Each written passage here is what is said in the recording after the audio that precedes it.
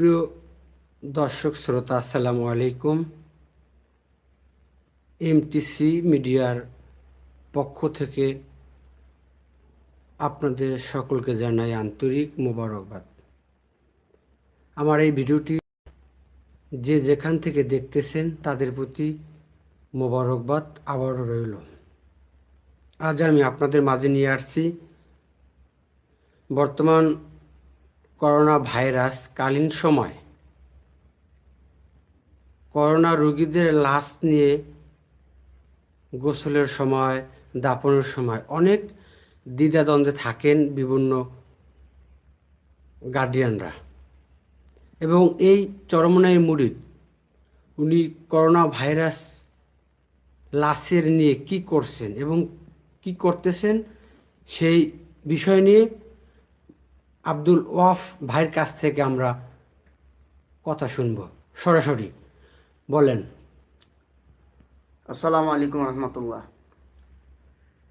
বিষয়টা হলো corona virus যে নাম, এটা আসলে তো আল্লাহ পাকের কোরআন হাদিস দ্বারা নাম না। এটা হয়তো বিভিন্ন রাষ্ট্র থেকে যে কোনো ইহুদি নাসারা এদের মাধ্যমে এটা একটা নামকরণ করা হয়েছে। আসলে প্রকৃত এটা আল্লাহ পাকের পরীক্ষা বা গজব। যাই হোক, তো আল্লাহ পাক যেটা দিছে এর ভিতরে সারা বিশ্বেই সমগ্র মানুষ এটা নিয়ে খুব ভয়ের ভিতরে আসছিল। এরপর অনেক মানুষ মারা গেছে, লক্ষ লক্ষ মানুষ দুনিয়া থেকে চলে গেছে করোনা ভাইরাস আক্রান্ত হয়ে। যাই হোক, বিশেষ করে আমার জন্মস্থান হাজারীবাগ, ঢাকা হাজারীবাগ। তো ওখানে আমি আজকে প্রায় 25 বছর ধরে আমি ওখানেই লাশ গোসল করাই।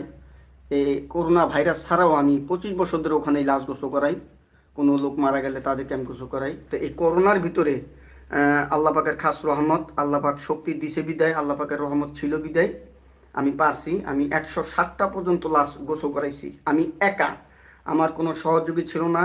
কিন্তু বিভিন্ন জায়গায় আপনার আঞ্জুমান, এরপরে অন্য অন্য লোক এরকম ভয়ে থাকতো, যদি কোনো লোক মারা যাইতো বলতোও না।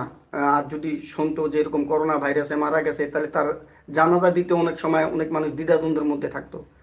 যাই হোক, আল্লাহ পাকের শকর, অনেক মানুষ মারা গেছে এরকম আমারে ফোন দিলে, আমি যখন আমার ফেসবুকে আমি যখন স্ট্যাটাস দিছি যে আমি লাশ গোসল করাবো ইনশাআল্লাহ, আমাকে বলবেন, এরকম অনেকে আমার ফেসবুকের থেকে নাম্বার নিয়ে ফোন দিছে। এরপর আমি হাজারীবাগ যে মসজিদে ছিলাম, বউবাজার জামে মসজিদ, ওই মসজিদের আইসা আমাকে অনেক মানুষই এরকম ফোন দিয়া নিয়ে যেত রাত্রে 2টা 3টা 12টা। শুধু তাই না, এমন অবস্থা দেখা গেছে যে ছেলে বাপ মা হালায়